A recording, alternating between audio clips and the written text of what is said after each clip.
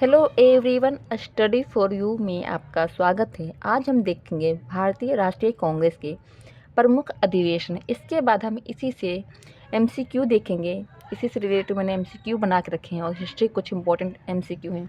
तो वीडियो में लास्ट तक बने रहिएगा और बिना स्किप किए हुए पूरा देखिएगा। यहाँ से आपको सीधे एग्जाम्स में क्वेश्चन देखने को मिल जाएगा। तो आइए देरी के बिना स्टार्ट करते। पहला अधिवेशन देखेंगे, फिर वर्ष देखेंगे, स्थान देखेंगे और अध्यक्ष। फर्स्ट अधिवेशन जो होता है वो 1885 में होता है और ये किस स्थान में होता है? तो मुंबई के बम्बई में, मतलब कि जो इस समय उसका नाम मुंबई है उसमें बम्बई बोला जाता था। और इसकी अध्यक्षता जो की थे वो ब्योमकेश चंद्र बनर्जी ने किया था। और आप मुझे कमेंट करके बता सकते हैं कि जो हमारा भारतीय राष्ट्रीय कांग्रेस है इसकी स्थापना किसने की थी? तो इसकी स्थापना ए.ओ. ह्यूम के द्वारा किया गया था 1885 में। सेकेंड अधिवेशन जो हुआ था वो 1886 में हुआ था और ये कोलकाता में हुआ था और इसकी अध्यक्षता दादा भाई नौरोजी ने किए थे।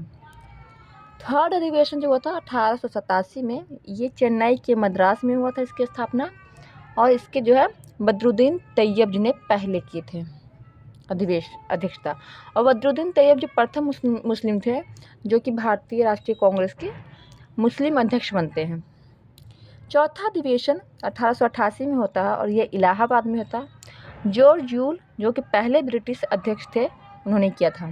तो इसका एक ट्रिक है बकमा बन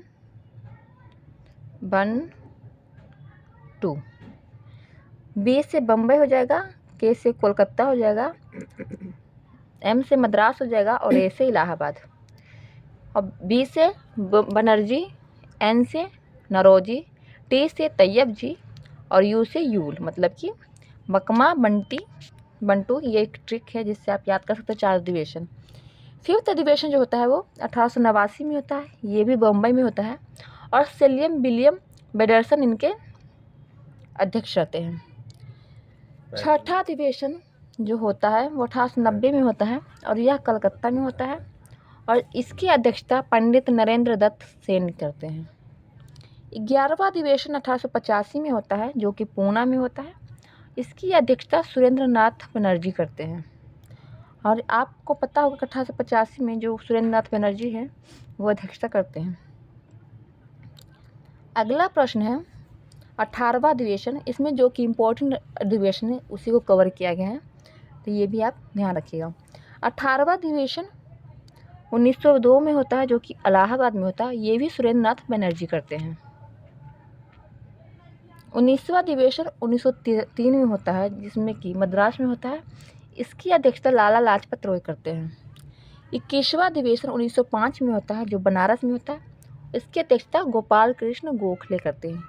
1905 से आपको याद आ रहा होगा कि यही वो साल है जब बंगाल विभाजन हुआ था।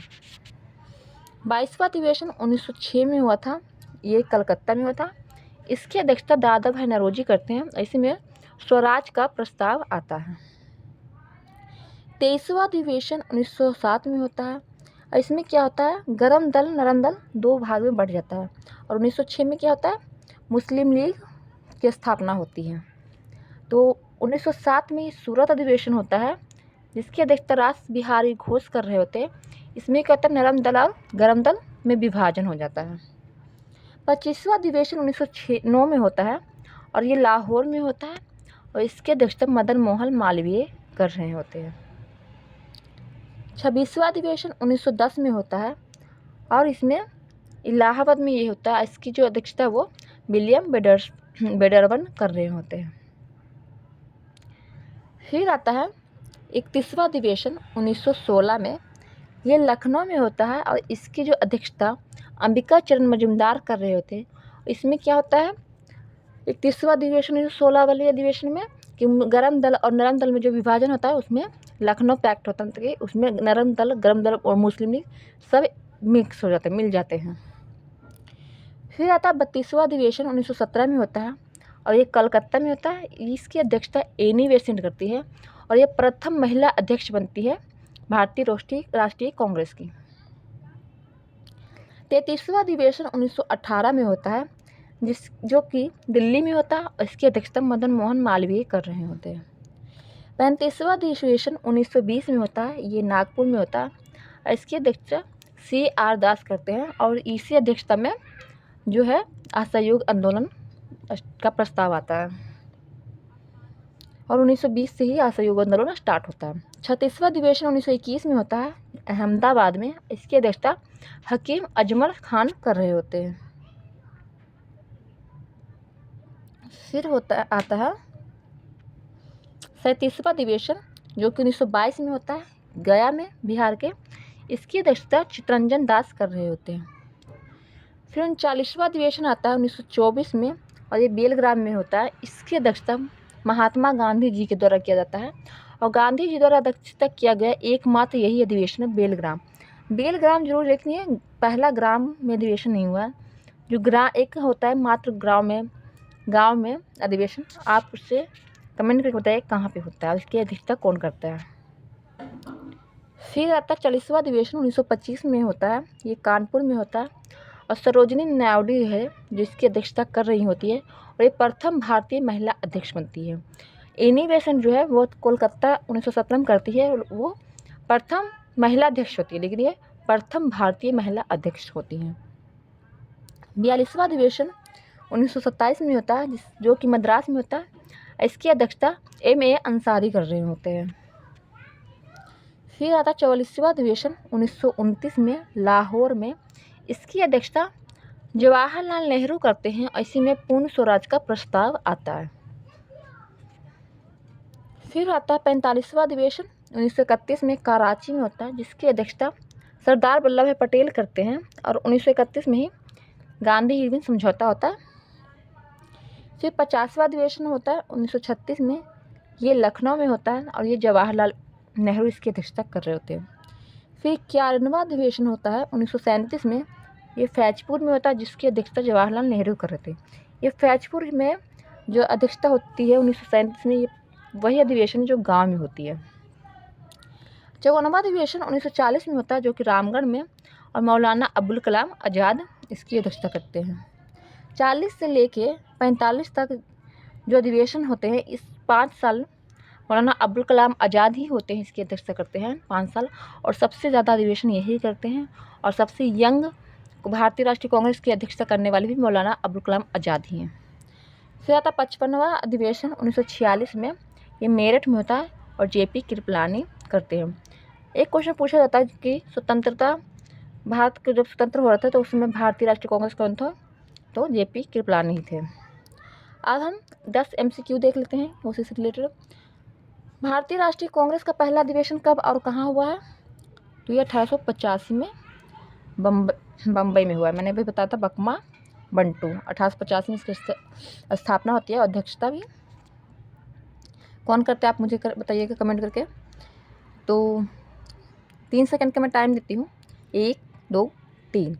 तो 1885 में बम्बई में होते हैं और इसकी अध्यक्षता बनर्जी करते हैं, ब्योमकेश बनर्जी।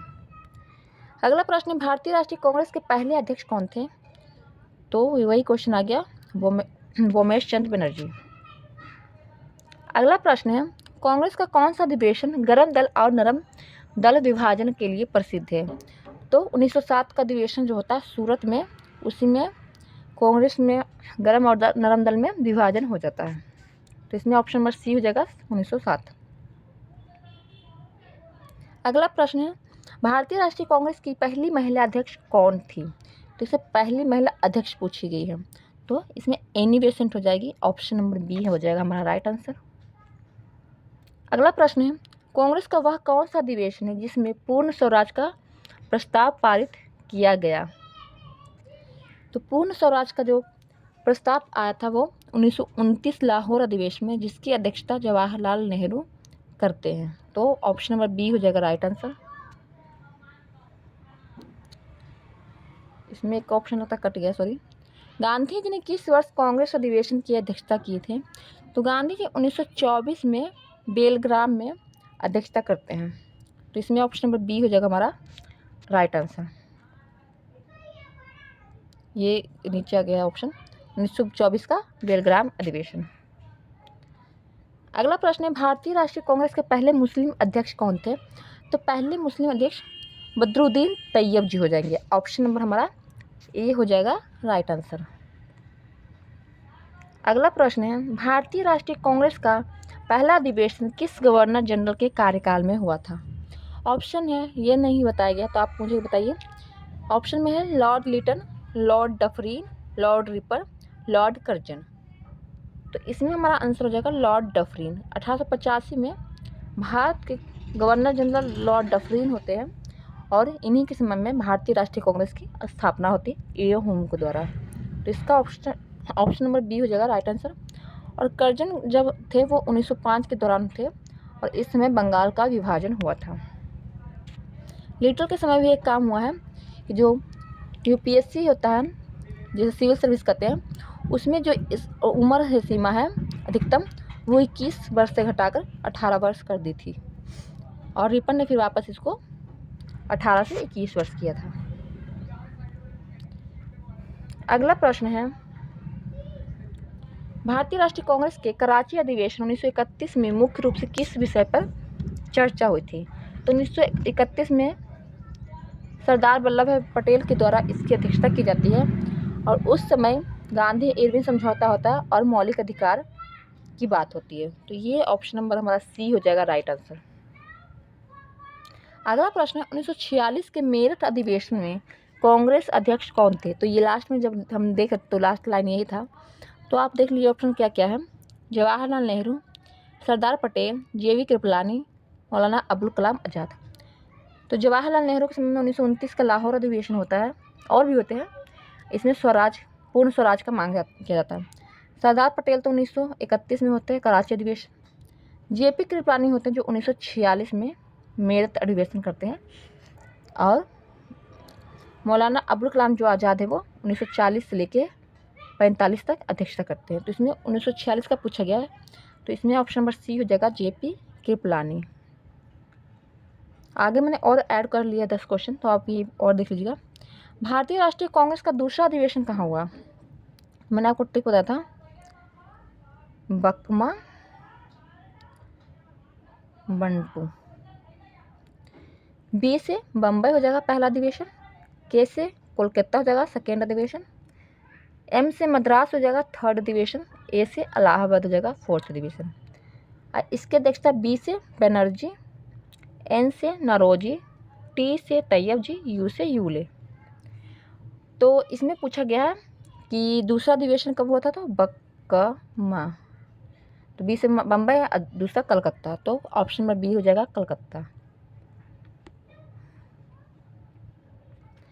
भारतीय राष्ट्रीय कांग्रेस के किस अधिवेशन में स्वराज शब्द का पहली बार प्रयोग किया गया है? तो स्वराज शब्द का पहली बार प्रयोग 1906 में किया गया है। ऑप्शन नंबर बी हो जाएगा राइट आंसर। उस समय जो अध्यक्षता कर रहे होते वो दादा भाई नौरोजी कर रहे थे और उन्होंने कहा था स्वराज हमारा लक्ष्य है। अगला प्रश्न है, कांग्रेस का कौन सा अधिवेशन लखनऊ समझौते के लिए प्रसिद्ध है? तो 1916 का लखनऊ अधिवेशन, जिसे हम लखनऊ पैक्ट कहते हैं, उसी में क्या होता है कि इसके लिए प्रसिद्ध है पूछा गया। तो 1916 का हो जाएगा अधिवेशन और जिसके अध्यक्षता कौन मजुमदार जी कर रहे होते हैं, अंबिका मजुमदार। तो ऑप्शन में इसमें हमारा बी हो जाएगा राइट आंसर। ये मैंने आई थिंक गलती से आ गया, तो ये आप ध्यान मत दीजिएगा। अगला प्रश्न, भारतीय राष्ट्रीय कांग्रेस के मद्रास अधिवेशन में कौन सा महत्वपूर्ण निर्णय लिया गया था? तो मद्रास अधिवेशन कब हुआ था? 1927 का पूछा गया है। तो 1927 में क्या हुआ था? साइमन कमीशन का बहिष्कार, असहयोग आंदोलन तो 1920 में हुआ था, भारत छोड़ो 1942 में, और पूर्ण स्वराज का प्रस्ताव 1929 में। तो 1927 को क्या होगा? साइमन कमीशन का बहिष्कार। ऑप्शन नंबर ए हो जाएगा राइट आंसर। अगला प्रश्न है, भारतीय राष्ट्रीय कांग्रेस के किस अधिवेशन में सर्वप्रथम राष्ट्रीय ध्वज फहराया गया था? तो 1919 ऑप्शन में है, 1919 अमृतसर, दूसरा ऑप्शन है 1929 लाहौर अधिवेशन, 1931 कराची अधिवेशन और 1942 बम्बई अधिवेशन। तो पहली बार झंडा कब फहराया गया था? तो 1929 लाहौर अधिवेशन में आई थिंक पूर्ण स्वराज का जब मांग होता था, 1931 के कराची अधिवेशन में झंडा को फहराया जाता है और जिसकी अध्यक्षता कौन कर रहे थे? सरदार पटेल जी। तो ऑप्शन नंबर सी हो जाएगा इसका हमारा राइट आंसर। तो आप देख सकते हैं 1931 में इस अधिवेशन में तिरंगे झंडे को राष्ट्रीय ध्वज के रूप में स्वीकार किया गया था। अगला प्रश्न है, कांग्रेस का कौन सा अधिवेशन भारत छोड़ो आंदोलन से जुड़ा हुआ है? तो आप सभी को इनमें बिना ऑप्शन के बता देना चाहिए। भारत छोड़ो आंदोलन कब होता है? 1942 में। तो कौन सा अधिवेशन हो जाएगा? 1942। ऑप्शन नंबर डी हो जाएगा करेक्ट आंसर। 1929 में क्या था? स्वराज, पूर्ण स्वराज की मांग। और 1940 में कौन करती है अध्यक्षता? तो मौलाना अबुल कलाम आज़ाद। और 42 में बम्बई में होता है अधिवेशन, जिसमें कि भारत छोड़ो आंदोलन से ये जुड़ा हुआ। और अंग्रेजों को भारत छोड़ो आंदोलन का नारा दिया गया। इसमें करो और मरो का नारा गांधी जी दिए थे, करो या मरो। अगला प्रश्न है, कांग्रेस के सूरत अधिवेशन में क्या महत्व था? पहला ऑप्शन है, कांग्रेस और मुस्लिम लीग का समझौता नहीं, गरम दल और नरम दल विभाजन होता है इसमें। दूसरा है, कांग्रेस में गरम दल और नरम दल गरम दल का विभाजन हुआ है। हाँ, ये सही है। 1907 का सूरत में अधिवेशन जो होता है जिसमें गरम दल और नरम दल अलग अलग बढ़ जाते हैं। तो कांग्रेस में नरम दल जैसे मॉडरेट और गरम दल को एक्सट्रीमिस्ट कहते हैं, उनका विभाजन हो जाता है।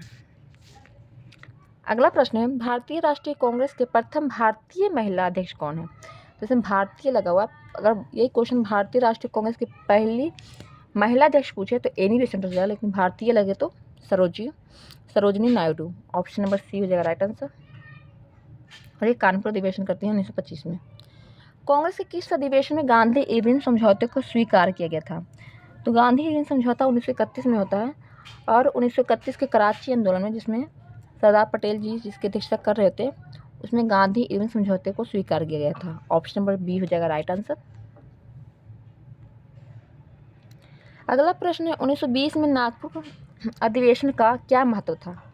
तो 1920 में नागपुर अधिवेशन होता है, जिसमें कि CR दास इसके अध्यक्षता कर रहे थे। और इसमें क्या होता है, कांग्रेस ने साइमन कमीशन का बहिष्कार किया, तो ये तो 1927 में होता है, ये तो नहीं होगा। दूसरा ऑप्शन है, कांग्रेस ने पूर्ण स्वराज की घोषणा की, ये तो 1929 में होता है, तो ये भी नहीं होगा।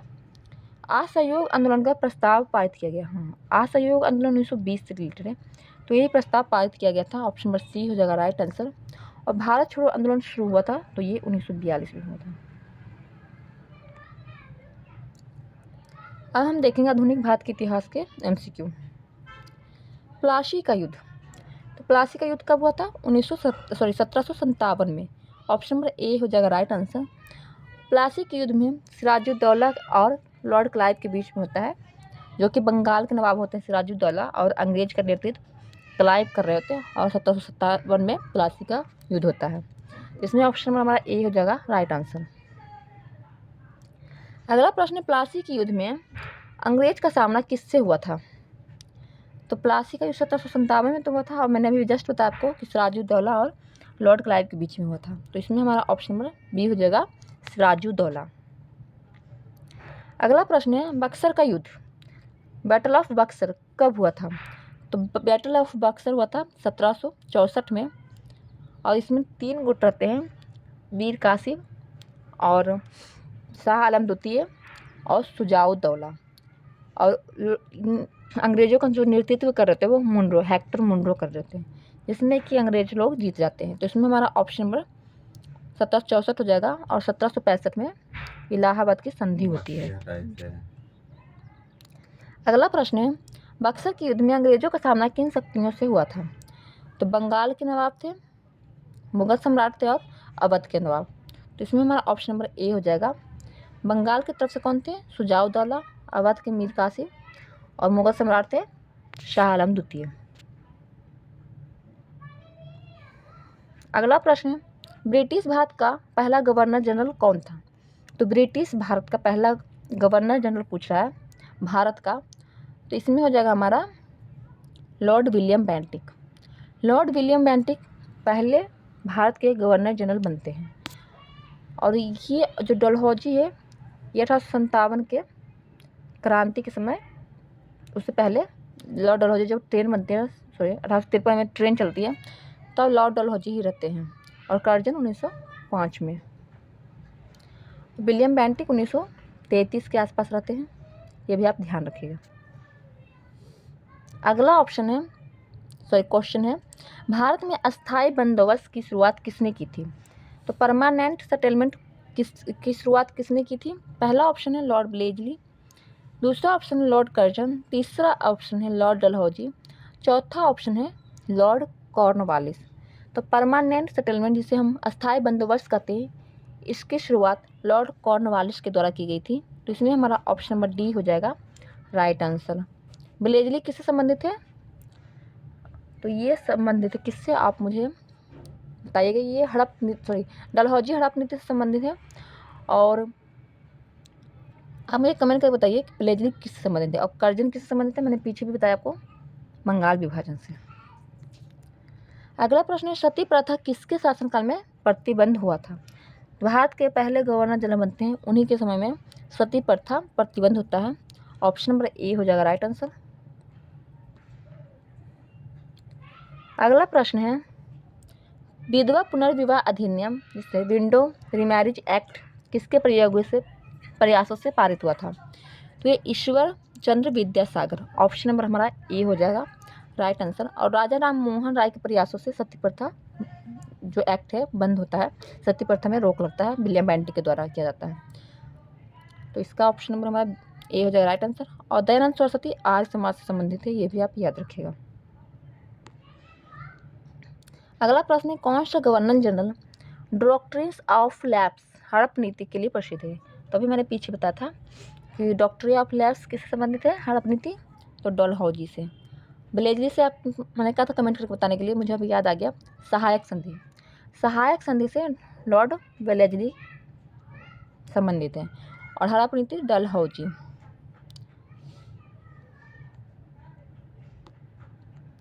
अगला प्रश्न है, 1857 के विद्रोह के समय भारत का गवर्नर जनरल कौन था?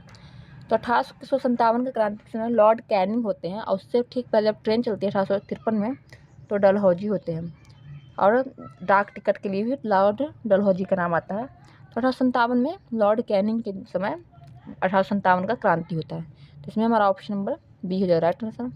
ये 1853 में किससे संबंधित है? डाक टिकट और रेलवे लाइन से। लॉर्ड कैनिंग 1857 की क्रांति से। लॉर्ड कर्जन 1905 के बंगाल विभाजन से। और लॉर्ड हार्डिंग किससे संबंधित है? मुझे कमेंट करके बताइए। 1911 में जब कोलकाता और दिल्ली, कलकत्ता का जो कैपिटल है, कलकत्ता से दिल्ली स्थानांतरित कर दिया जाता है। अगला प्रश्न है, राष्ट्रीय कांग्रेस की स्थापना कब हुई थी? 1885 में। और बंगाल विभाजन कब हुआ था? 1905 में, हमने पीछे पढ़ा है। अगला प्रश्न, स्वदेशी आंदोलन किसके विरोध में शुरू किया गया था? तो स्वदेशी आंदोलन जो शुरू हुआ था वो बंगाल विभाजन के विरोध में शुरू किया गया था। रोलेट एक्ट कब आता है? 1919 में। साइमन कमीशन 1927 में। बंगाल विभाजन 1905 में होता है। और जलियांवाला बाग हत्याकांड 1919 में, 13 अप्रैल 1919 को। तो इसमें हमारा ऑप्शन नंबर ए हो जाएगा, सी हो जाएगा। बंगाल विभाजन के समय स्वदेशी आंदोलन विरोध में आता है। अगला प्रश्न है, होम रूल लीग आंदोलन की शुरुआत किसने की थी? होम रूल लीग आंदोलन की शुरुआत बाल गंगाधर तिलक और एनी बेसेंट के द्वारा की जाती है। तो ऑप्शन नंबर ए हो जाएगा राइट आंसर। अगला प्रश्न है, जलियांवाला बाग हत्याकांड किस वर्ष हुआ? तो मैंने अभी जस्ट बताया 13 अप्रैल 1919 को। तो ऑप्शन नंबर बी हो जाएगा हमारा 1919 राइट आंसर। 1916 में क्या हुआ था? लखनऊ पैक्ट, ये भी आप याद रखिएगा। जलियांवाला बाग हत्याकांड के दौरान भारत का वायसराय कौन था? तो 1919 में वायसराय कौन था? तो लॉर्ड चेम्सफोर्ड थे। तो ऑप्शन नंबर बी हो जाएगा राइट आंसर। लॉर्ड हार्डिंग 1911 के समय में थे।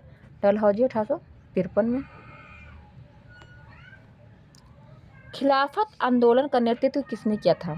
तो खिलाफत आंदोलन का जो नेतृत्व है वो मौलाना मोहम्मद अली और शौकत अली करते हैं। तो ऑप्शन नंबर ए हो जाएगा हमारा मोहम्मद अली और शौकत अली राइट आंसर। अगला प्रश्न है, असहयोग आंदोलन कब शुरू हुआ था? तो 1920 में शुरू हुआ था और 1922 में इसे ख़त्म कर दिया जाता है चौरा चौरी हत्याकांड के थ्रू। तो इसमें हमारा ऑप्शन नंबर बी हो जाएगा राइट आंसर। नमक सत्याग्रह कब शुरू हुआ था? तो नमक सत्याग्रह 1930 में शुरू होता है और 1932 को सविनय अवज्ञा आंदोलन, 1930 से ही सविनय अवज्ञा आंदोलन भी शुरू होती है। तो इसमें हमारा ऑप्शन नंबर सी हो जाएगा राइट आंसर 1930। फिर आता है भारत छोड़ो आंदोलन कब शुरू हुआ था? 1942 में। ऑप्शन नंबर सी हो जाएगा राइट आंसर। और करो और मरो का नारा भी इसी में दिया गया था। तो thanks for watching study for you में आपका स्वागत है। और अगर चैनल पर नए हैं तो चैनल को प्लीज़ सब्सक्राइब कर दीजिए। वीडियो अगर अच्छा लगा तो लाइक कर दीजिए और चैनल को सब्सक्राइब शेयर कर दीजिए। आपको ये वीडियो कैसा लगा कमेंट करके बताइएगा। फिर मिलेंगे नेक्स्ट वीडियो में, तब तक के लिए जय हिंद।